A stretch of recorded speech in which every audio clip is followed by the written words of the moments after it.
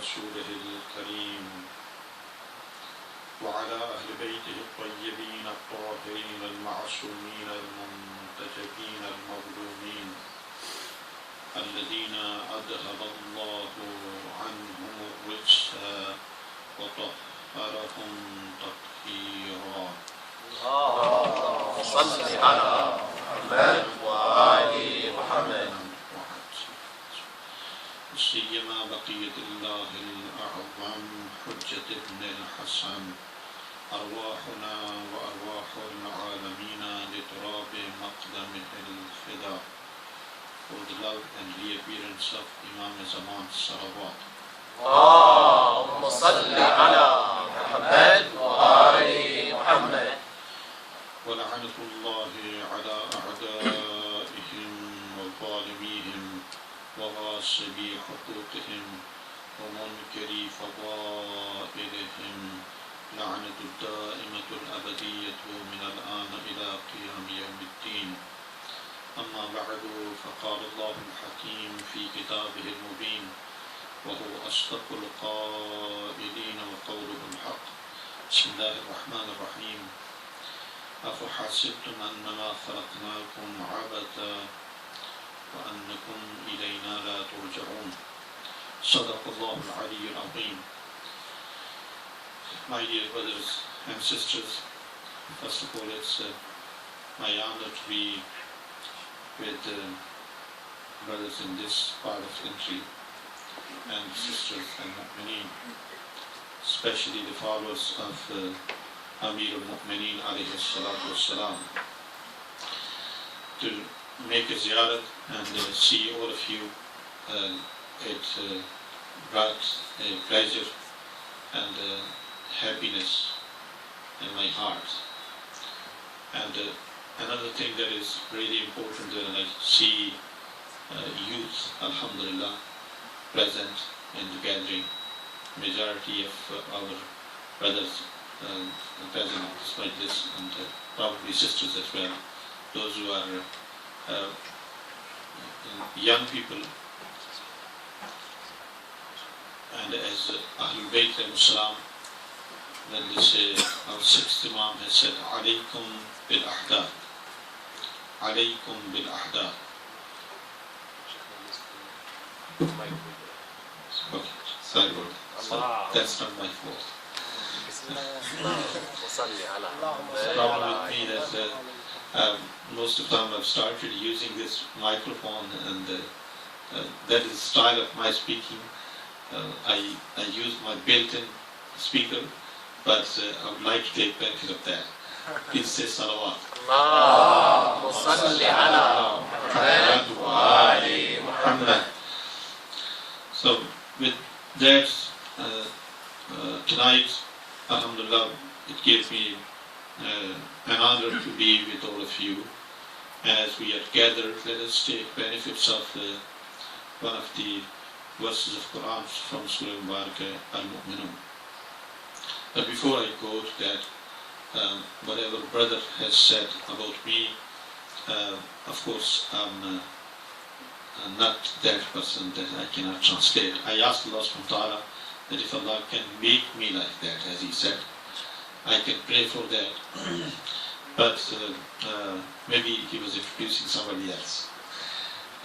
I truly believe that I am a humble servant for the cause of Ahlul Bayt al-Salam. When we are in these countries as a Muslim, we need to be a representative of Islam. Each one of us actually is the ambassador of Islam. We came from the countries that are Muslim countries, of course. And when we moved in these countries, or we came for a certain period of time, there are responsibilities with you. In these countries at the moment, the situation that we can see, there is a complete vacuum. There is complete vacuum of spiritual environment. People in these countries are really thirsty to know about the reality. Inside this society is nothing remaining. There's no belief, there's no value. Belief is already finished, ended. They had a religion in the past, so that is past. Religion was Christianity. That at the moment, if you say that really, if there is any religion existing in this country now, and that's not what I'm saying, there is something that they truly believe about that as well. The Bishop of England in 2005, Bishop of England in 2005 had stated that Christianity from the Europe is vanished, and youth, they already have left Christianity. They do not like to be part of Christianity. If you look at the Judaism, then also it is same situation. Other than these two religions, you don't find any religion that motivates the people. But when you look at Islam in today's world, that is not only motivating Muslims only, but Islam is a drive that is driving the forces from outside and bringing the people in. Islam has become a religion that inspires today in the materialistic world, in the heart of materialistic world. In the country that has become capital of countries, in that country it's motivating the hearts and bringing the people toward Islam. So now it becomes our responsibility that we need to be true representative of Islam. We need to act as the people, those who are ambassador for Islam. Give the true message of Islam. Let us get out of those cultures, traditions, and do not be like, if I am Pakistani, then I have to be Pakistani. If I am Iraqi, then I have to be Iraqi. But let us think as Muslim.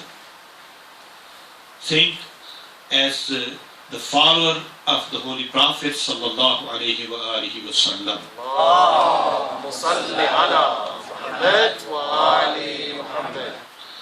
I need to be from the nation of Amirul Mu'mineen, followers of Abu Abdullah al-Hussein. My recognition has to be recognition of Aimma. I have to be either Ja'fari, or my religion, it has to be Muhammadan Islam sallallahu alaihi wa sallam. Allahumma salli ala Muhammad wa ali Muhammad. Believe me that if we as a Muslim start functioning in these countries, and those students who go to university, those young people, those interact with the other youth, if they start being example in these countries, we will be able to deliver Islam very easily in these countries. We will be able to install Islam into the minds of people. You are the role model today. People are looking at you. Yes, at the moment, imperialists, they try to suppress Muslims in the world. But at the same time, eyes are open. And now the people, they are looking at Muslims and Islam. They would like to see an example in the Muslims. What examples we would like to play today? At the moment, there is a complete thirst. The people are thirsty. Sometimes I hear the calls. I had a letter written by one of the sisters. She grew up in an Orthodox family. As you know, that they are very strict in their religion, and they put restriction on their children that they cannot accept any other religion. She grew up in this kind of family, and then she started searching about Islam. So there was no Rouhani, no Alim, none a spiritual person. None of us went in her house to motivate her, to inspire her. But she started searching, and she wrote that she accepted Islam on her own. And then she wanted to practice. She was hiding at home, and she was practicing Islam. And then she expects from Muslims that if they can help her, in order that if they can explain to her parents what Islam is. And she wanted to practice a hijab. So dear brothers and sisters, don't you think that it brings a responsibility on our shoulders that if brothers and sisters, those who are thirsty outside, and they would like to know about the righteousness, if they like to know about the truth of Islam, we should be able to deliver that Islam to these countries. Please say salawat all together. Allahumma salli ala Muhammad wa ali Muhammad. Allah subhanahu wa ta'ala, in the verse that I've recited in the beginning, has raised a question. And there are many questions in Quran. There are many questions that are being raised in the Quran. And of course, when somebody asks a question, then we need to see what kind of person is asking the question. Sometimes question can be to know something, another time question can be just to challenge the mind. Sometimes you challenge your child, you challenge your students. If you are a professor, you challenge your students. Allah subhanahu wa ta'ala also sometimes challenges our mind. And this challenge in this verse, Surah Mu'minun, verse number 115, it means that أَفَحَسِبْتُمْ أَنَّمَا خَلَقْنَاكُمْ عَبَثًا. Do you imagine that we have created you without a reason? We created you meaningless. We have created you for amusement. We have created you for the joyous. أَفَحَسِبْتُمْ أَنَّمَا خَلَقْنَاكُمْ عَبَثًا وَأَنَّكُمْ إِلَيْنَا لَا تُرْجَعُونَ. There are two parts in this verse. One, the part that speaks about aims and objectives of our life. Are we created for an aim? Is there any hadaf for our life? And what is that? The one who is creator, when you look at the qualities of the creator, there is Alim and Hakim. That any action you cannot expect from the personality that has created us. From that Lord, you cannot expect that He makes anything, any action without a wisdom, without a knowledge.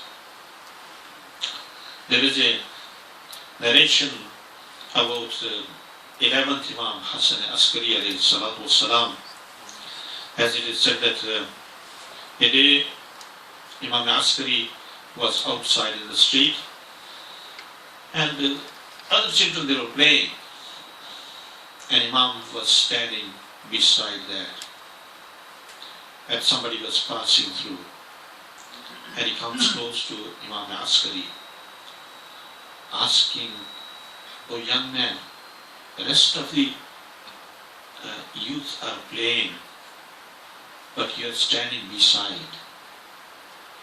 Do you need anything? You don't have anything to play? For example, you don't have iPhone? You don't have any video? You don't have anything to play?" So listen the answer of our Imam. Imam says in reply, أَفَحَسِبْتُمْ أَنَّمَا خَلَقْنَاكُمْ عَبَثًا. Do you think that Allah has created me just to play? Allah subhanahu wa ta'ala has not created us for iPhones and iPad. Yes, we are in the world of iPhone and iPad, but we are not for iPhone and iPad. One is being in the age of iPhone. One is being for iPad and iPhone. It makes lots of difference. One is to be for technology. One is to use technology. Which one is correct? The correct is to use technology.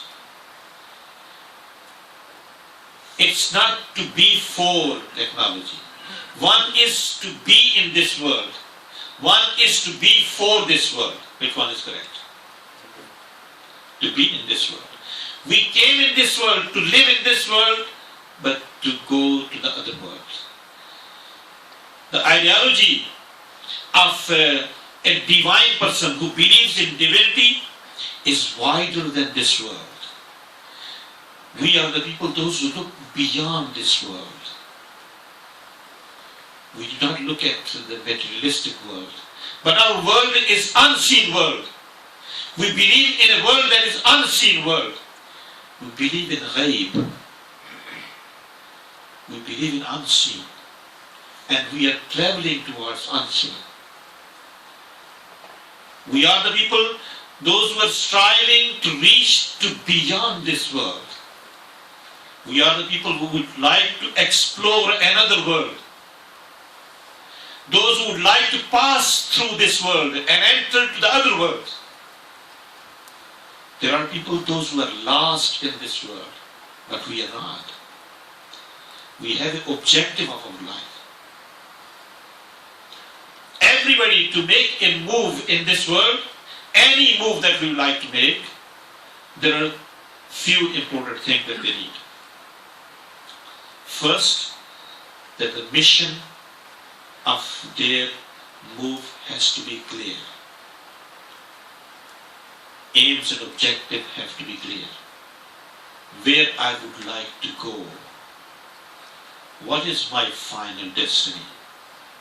That has to be clear. If I like to study, for example,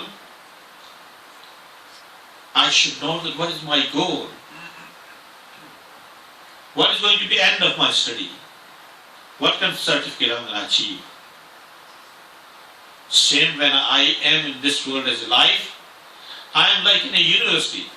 I should know what is my goal, what I am going to achieve, what is going to be my destination, how I am going to have certificate, and what is going to be my status. That is why Allah subhanahu wa ta'ala is challenging the mind.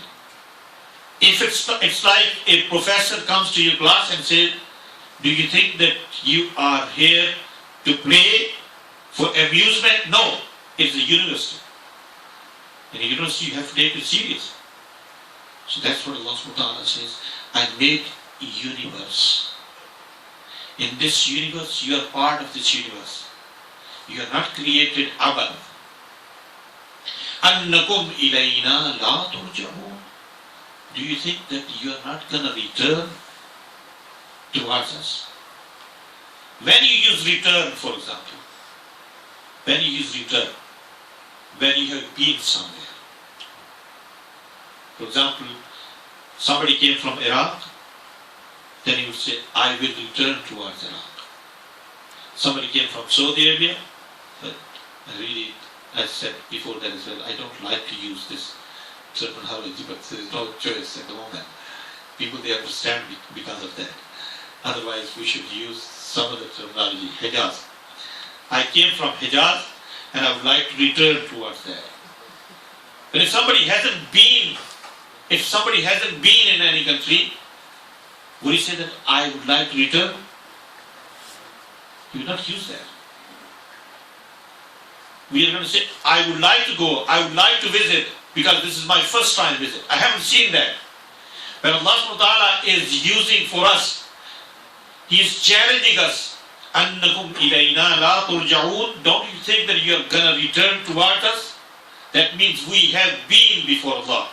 And we will return towards Allah subhanahu wa ta'ala. So what it means?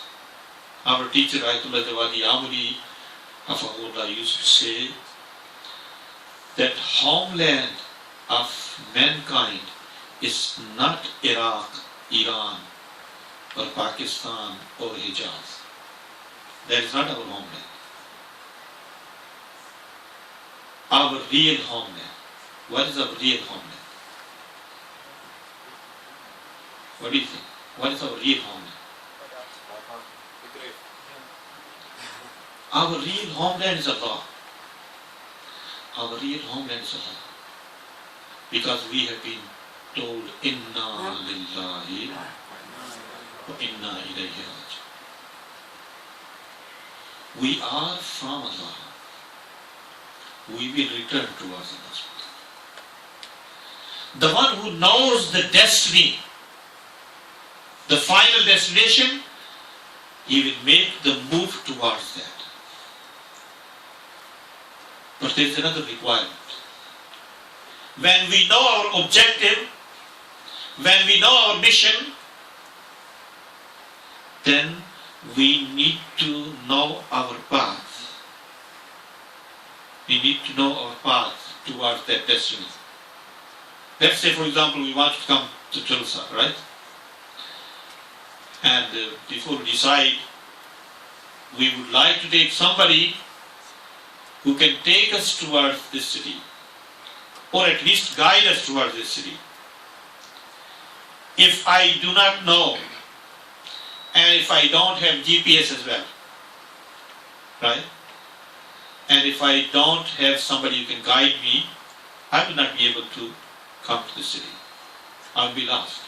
I will be just running around, going different places, being confused. Brothers and sisters, we as a Muslim should not be confused in our objectives. Our objective has to be clear, that I would like to go towards Allah subhanahu wa ta'ala. I am moving towards Allah subhanahu wa ta'ala. Every day of our life, it has to be take us towards Allah, getting closer to Allah subhanahu wa ta'ala. That is why whenever we like to do anything, we say qurbatan ilallah. Qurbatan ilallah. I do everything to be closer to Allah subhanahu wa ta'ala. And if after making any action, if I feel that I have gotten closer to Allah subhanahu wa ta'ala, then definitely we have achieved something. It's like when you start driving from one city to the other city, every step that you are taking, you are getting closer. Your mileage is getting less. If you start looking at the car, you find that mileage is being declined and you are getting close to your destiny. If we are getting closer to Allah subhanahu wa ta'ala, then we should be able to read ourselves that I am closer to Allah subhanahu wa ta'ala. I should be able, because that is my car. It's my body. Balil insanu ala nafsihi basira walau alqa ma'adi. We all know very well about ourselves. Anybody can say, I don't know about myself. Can anybody say? But unfortunately, sometimes we are lost. We are lost within ourselves. We try to know many things from outside. We try to know technology. We try to open every website. We try to Google everything that is possible. Do we Google ourselves sometimes? Oh, somebody's GPS is on. I'm sorry. Are you heading toward 95? Sallu ala Muhammad wa ala Muhammad. Allahumma salli ala Muhammad wa ali Muhammad. If I ask you that please Google yourself, what are you going to do? Don't Google the computer. Don't Google iPhones, iPads. Google yourself. When you Google the computer, you can find anything that you want. Maulana Google. Hujjatul Islam Google. Ayatullah Google. Because that is our marja today, right? We made a marja, and then tomorrow we'll try to find Imam Zaman through Google. No, brothers and sisters, he's not going to come through Google. It's not going to come through Google. Google is going to mislead us. We have to be careful that we don't find everything through Google. Sometimes Google yourself. بَلِ الْإِنسَانُ عَلَى نَفْسِهِ بَصِيرًا. We are aware about ourselves, but we try to make excuses. We try to make excuses. We don't want to find ourselves. We look at everybody else. We try to make weaknesses and find the weaknesses of other people, but we don't want to try to look at ourselves, look at our weaknesses. Where I am. Am I closer? Am I far? Where I am. So the answer is, do you think that you are being created abad? وَأَنَّكُمْ إِلَيْنَا لَا تُرْجَعُونَ. You are not going to return towards us. So there can be two types of people. Those who will return with their vision, with their wish and desire, and those who are going to be taken towards Allah. Everybody is going to return towards Allah. Everybody is going to return towards Allah. Some by force, and some other with their willingness. Islam teaches us that you should have that willingness, that you move towards Allah subhanahu wa ta'ala. So we should know our objective first. Second thing that is important, we need to know our path. The path that we have taken, is that path is going to take us towards Allah subhanahu wa ta'ala?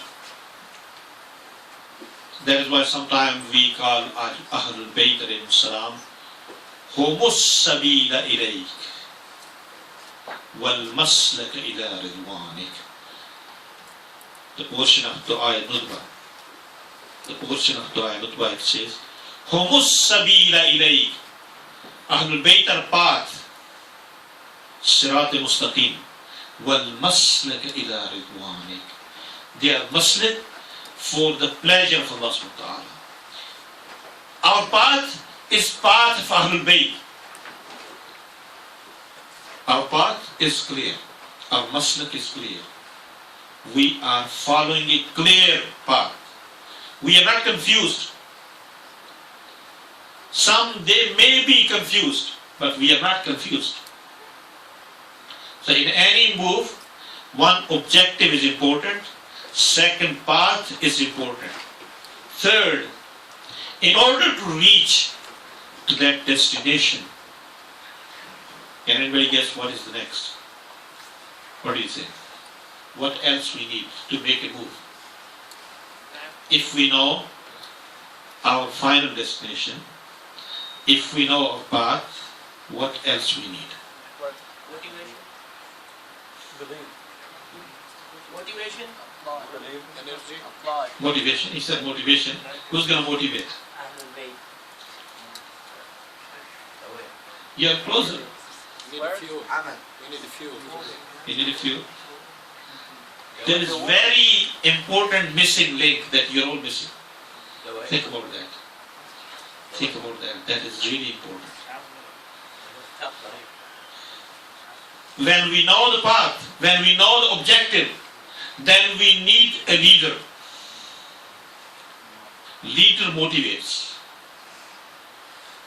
Leader takes us. Leader leads us. Leader makes move. Without a leader, you cannot go to the path. You will not be able to know the path. You will not be able even to look at the mission. You will not be able to understand the mission. So leader makes many functions. A leader makes many functions. That is why in Islam, one of the most important factor in Islam, that is leadership. Why it's been said, Vilayat of Ahlul Bayt alayhim salam.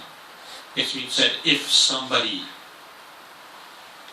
visits house of Allah subhanahu wa ta'ala and makes tawaf in his life that his feet are being injured.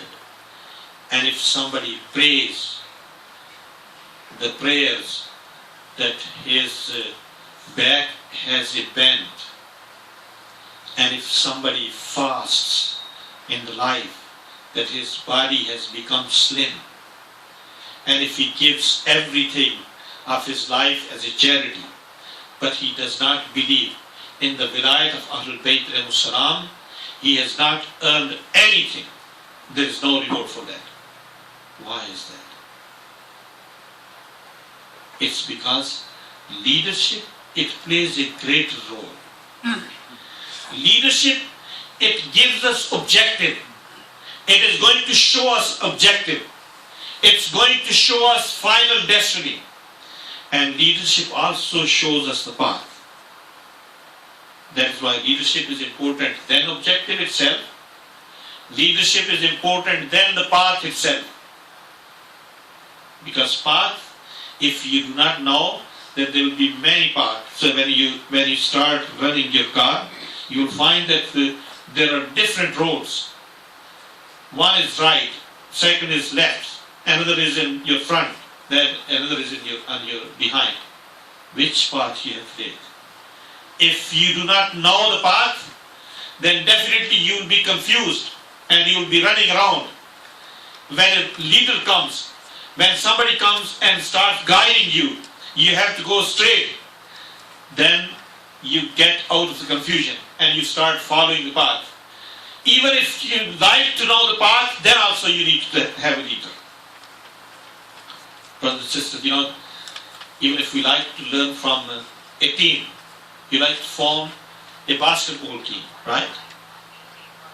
When you like to team up a basketball team, what do you do? Then there has to be somebody who's a leader, right? When you like to make any other team, when you like to team up any group, that group needs to have a leader.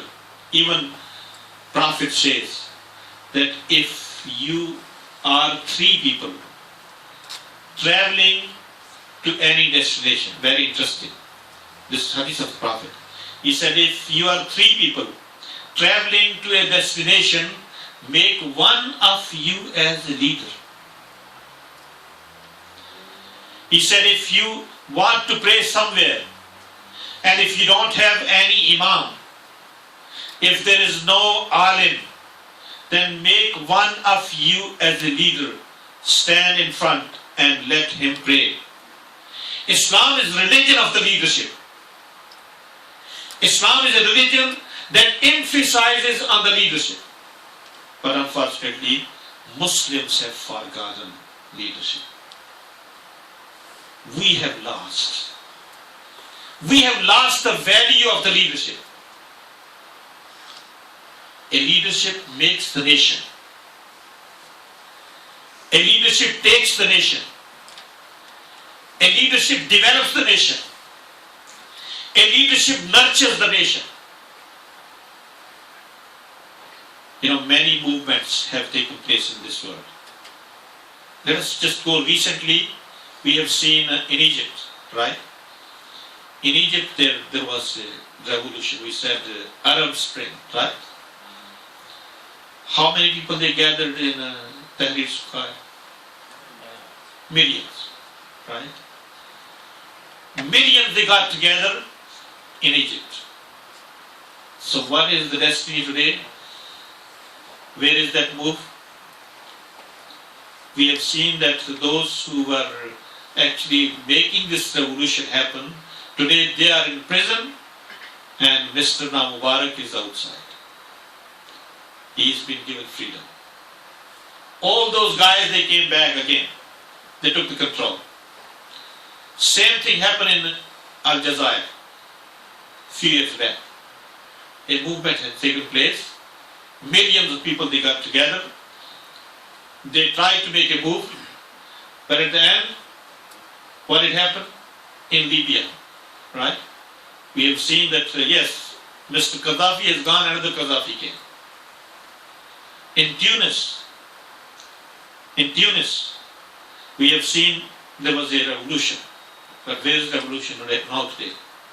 Can you find any revolution out there? No, nothing. So let me tell one sentence, that if all the people of the world, this is one statement that I would like to make, if all the people in the world, they get together and they like to make a change in this world, they will not be able to make a change in this world. If they are going to make a change without leadership, they will not be able to make a change.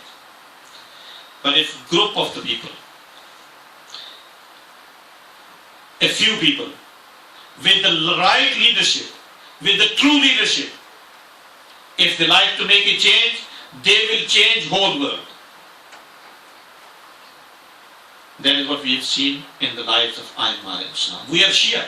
We are followers of Ahlul Bayt and Salam. If we see that because of the presence of Ahlul Bayt and Salam in all their eras, from taking from Amir al-Mu'mineen until the final Imam Hujjat, Ajjallahu Fardahu Sharif, he says salawat. Allahumma salli ala Muhammad wa ali Muhammad. The change that is being made, that is by Ahlul Bayt and Salam, by the true leadership of Ahlul Bayt and Salam. And in the recent history, we can see two countries that are followers of Ahlul Bayt and Salam, where leadership of Ahlul Bayt and Salam have become truly implemented. One is Islamic Republic of Iran, second is Lebanon, where we can see the leadership. True leadership is functioning. It's flourishing. It's shining. Because of the true leadership, we have seen a move have taken place. A movement has become successful. An Islamic government has been established. And it's 35 years continuously this country is moving towards its objectives. Allahumma salli ala Muhammad wa ali Muhammad. All the world got together against this country. They put billions of sanctions, but they have not been able to change the objective of this country. This country is standing on its mission. This country is moving towards its mission. Its leadership has never changed. Its slogans have never been changed. Its path has never been changed. They have not been able to change anything. They tried to put every enforcement, but they have not been able to change anything. This year, on the day of the success of Islamic revolution, we have seen the people, those who came outside on the street, they were more than any other year in the past. What is that? How that is happening? It's not because the people of Iran, it's because that nucleus of that country. These were the same people, those who were living in the time of Shah, and they used to say, Shah Zindabad. There are two brothers and I'm sorry for that. That they used to say Shah Zindabad. Isn't it correct? Yes. It means long live Shah. So they used to say long live Shah. They used to give this slogan. And now they may say for Imam Khomeini, for Ayatollah Khamenei. So the people of the world, they may have that wish to change. Yes, people of Iran, they made an effort. They gave sacrifices. They are people, those who sacrificed blood. But if they did not have that nucleus, they would not have been able to be successful. I can guarantee you. The only thing that has made this country until now and protected this country, that is the nucleus of this country. That is leadership. Let us look at Lebanon. That you all know, for example, there is Israel. With the support of all global countries, those who call so-called international community. It's very interesting terminology. Sometimes I really enjoy hearing their news. This international community. What is international community? Few countries, they get together and they call themselves international community. What about the rest of the people? What about the rest of the world? They are not international? Why they are international? But when you start using those terminology, we get used to. We call them as international community as well. So this so-called international community was supporting Israel. They gave all the weapons and they attacked on Lebanon. Within 36 days, or 26 days, how many days? 33 days. 33 days with the leadership, that is true leadership. A group that has defeated whole world, that is because of that nucleus of that country. That is living nucleus today. So what lesson we would like to learn, brothers and sisters? That yes, objective is important. Yes, path is important. But above and beyond all these two elements, one of the elements that plays a greater role, that is the leadership, that is imam, that is the wilayah. And we are truly blessed with the leadership of Ahlul Bayt. That is why we believe the end of this world, in order to change this world, Allah subhanahu wa ta'ala has saved a posterity. He has protected a posterity that is living in occultation, living in the ghaiba, and he will come back. He will change the world. But brothers and sisters, what is pain of Imamism? What he is suffering for? Let us think today. Does he like to live in occultation? Imam Zaman like to live in ghaibat?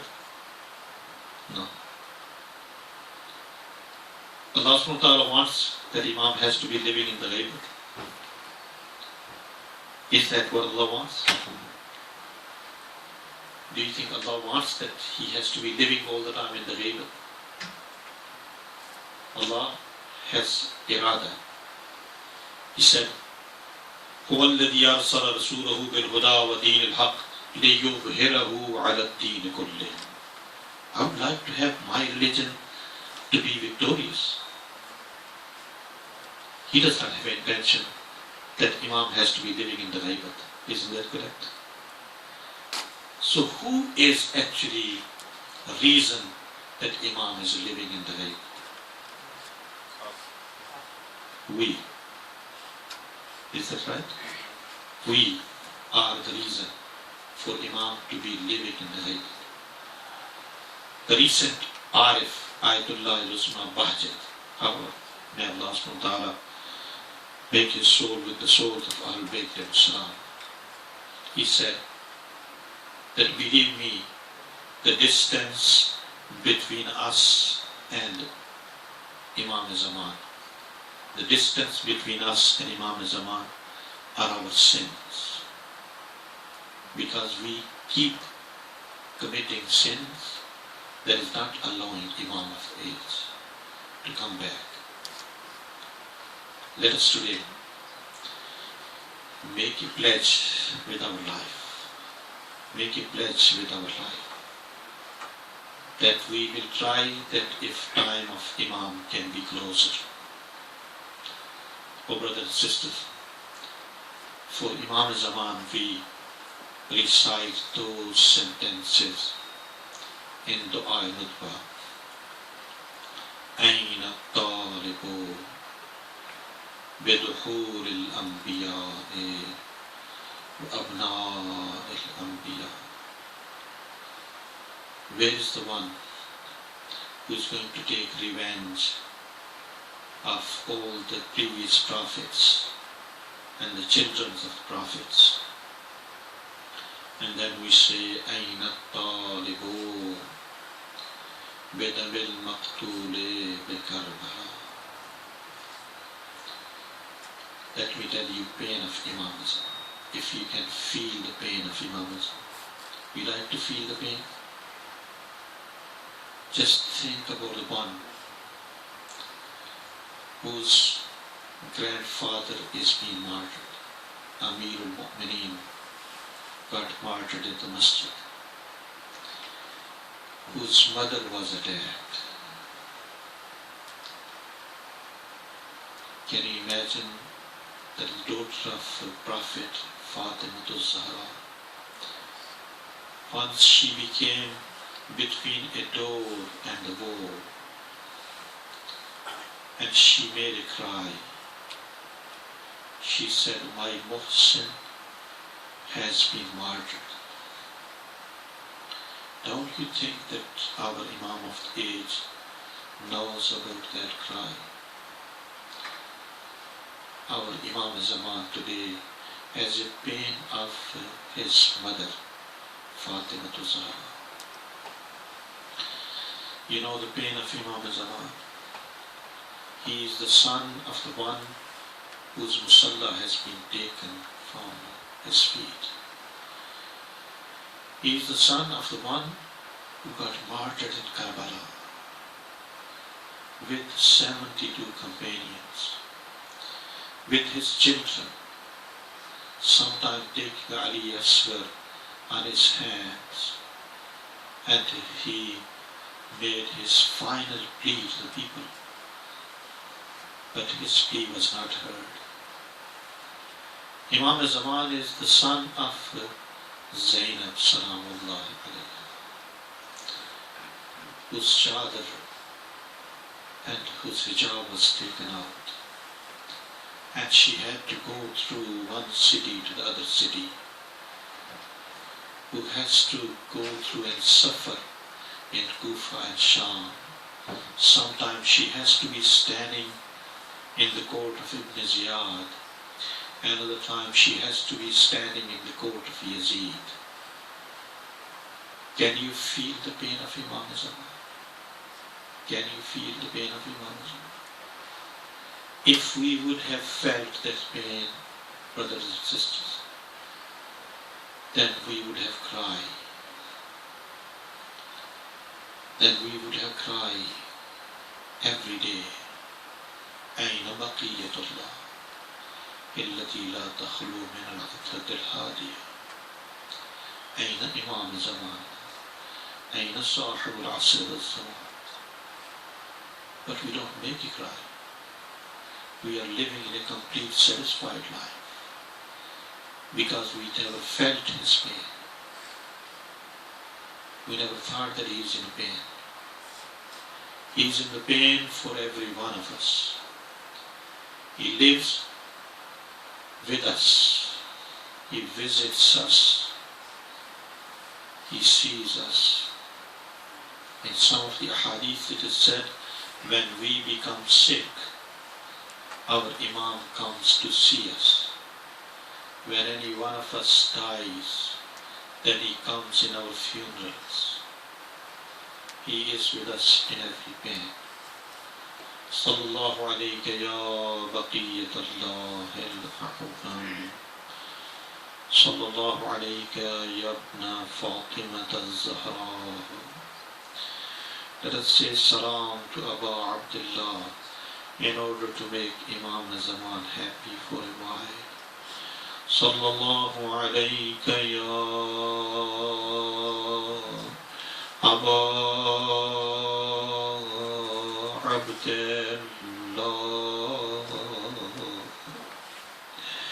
Sallallahu alayka ya Abu Abdullah. Say all together. Sallallahu alayka ya Abu Abdullah. Sallallahu alayka ya Abu Abdullah. Wa ala al-arwah allati حلت بفنائك عليك مني سلام الله أبدا ما بقيت وبقي الليل والنهار ولا جعله الله آخر الأحد مني لزيارتكم السلام على الحسين وعلى علي بن الحسين وعلى أولاد الحسين وعلى أصحاب الحسين السلام على الحسين وعلى أخيه أبا الفضل العباس السلام على الحسين وعلى أخواته زينب أم كلثوم السلام على الحسين وعلى بناته خصوصا على رقية بنت الحسين اللهم صل على محمد وآل محمد اللهم إنا نسألك وندعوك حق محمد وآل محمد باسمك العظيم الأعظم حجة ابن الحسن باسمك العظيم الأعظم الأعز الأجل الأكرم يا الله يا الله يا الله. قال Allah subhanahu wa ta'ala at the end of this zikr all together, Ya Allah, Ya Allah, Ya Allah, Ya Allah, Ya Allah, Ya Allah, Ya Allah, Ya Allah, Ya Allah, Ya إلهي بمحمد وعلي وفاطمة والحسن والحسين وبأولاد الحسين وبأصحاب الحسين وبدم المظلوم في أرض كربلاء. Let us recite dua for us all together. بسم الله الرحمن الرحيم.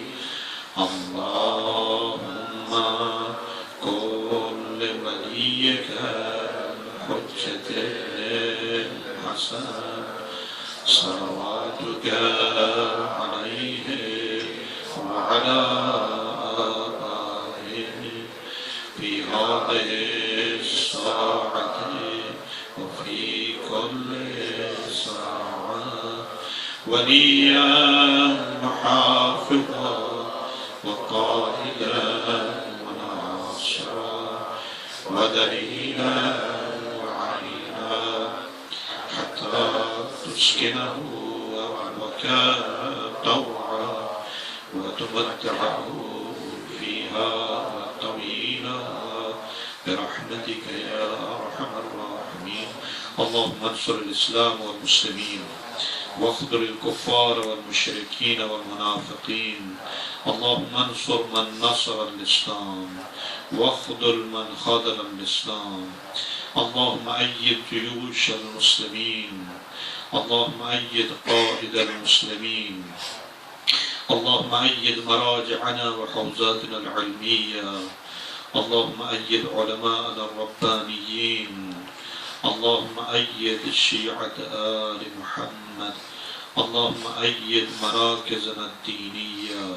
اللهم عجل في فرج مولانا صاحب الزمان واجعلنا من أعوانه وأنصاره والمستشهدين بين يديه برحمتك يا أرحم الراحمين. For the souls of all mu'mineen, mu'minat, and especially those who are present, for the souls of their loved ones, those who will depart in this world, for the souls of ulama and maraji and all our great personalities, and especially Marhum Imam Khomeini, Rizwanullah Ta'ala alayhi. Please recite Fatiha ma'as salawat. اللهم صل على محمد وآل محمد.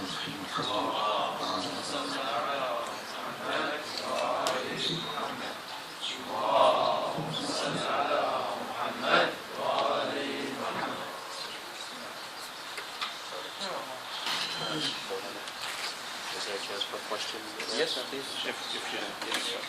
We're going to take some time, to, maybe about 15-20 minutes for a question and answer, inshallah, and then after that proceed to the dinner, inshallah.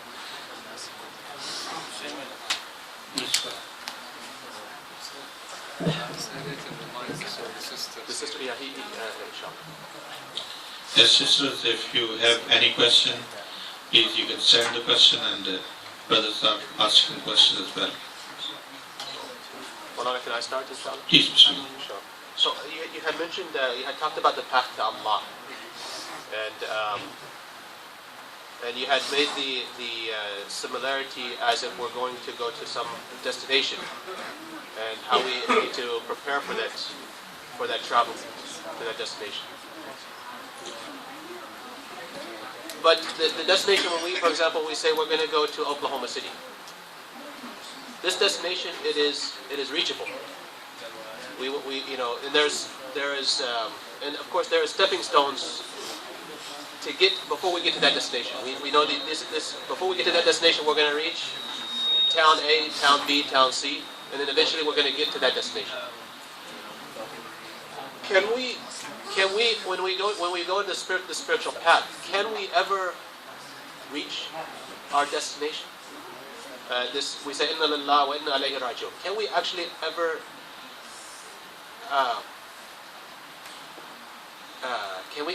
reach that? Reach that? It seems almost that it's inevitable. I mean it seems like it's absolute. It's an ever-going journey that's unreachable. But I don't know. Maybe you can elaborate more on this. Good question, alhamdulillah. First of all, the destiny of everyone is according to their ma'rifat and understanding. Because destination... One thing, sorry, Sheikh. I don't know if the sisters, I didn't know if they got the question. Yes, the question is being said that when we have discussed about the destination, so there are two types of destination. One is destination of this world, that's coming to the Oklahoma, and second is destination of the other world. So destination of the other world, of course, it is spiritual journey, and that is getting closer to Allah subhanahu wa ta'ala. Is that possible for us that we reach to that destination, or it's not possible? That was the question. So I started with this sentence, that destination of everyone is according to their understanding and ma'rifat. Whatever ma'rifat we have, we will reach up to that destination. And if we have not gained any ma'rifat in this world, then we will die with ignorance. As it's been said, مَمَّاتَ وَلَمْ يَعْرِفْ إِمَامًا زَمَانِهِ مَاتَ مِيتَةً جَاهِلِيًّا. So when it's been said that you need to recognize Imam, it's not recognizing Imam. Actually, recognizing Imam is a path towards the final destination. That we get out of this ignorance and we can know the destiny. And our mahshar, or the day of judgment, it starts from the day when our life is ended. But that is the day when my door is closed. After that I can't do anything now. So my resurrection that started from there, yes, we have resurrection day. That is the day, promised day, Yawm al-Qiyamah. But my journey towards the final destination has started with my death. So we will be able to reach up to our destination according to our understanding and ma'rifat. That is why it is important that one needs to الراتب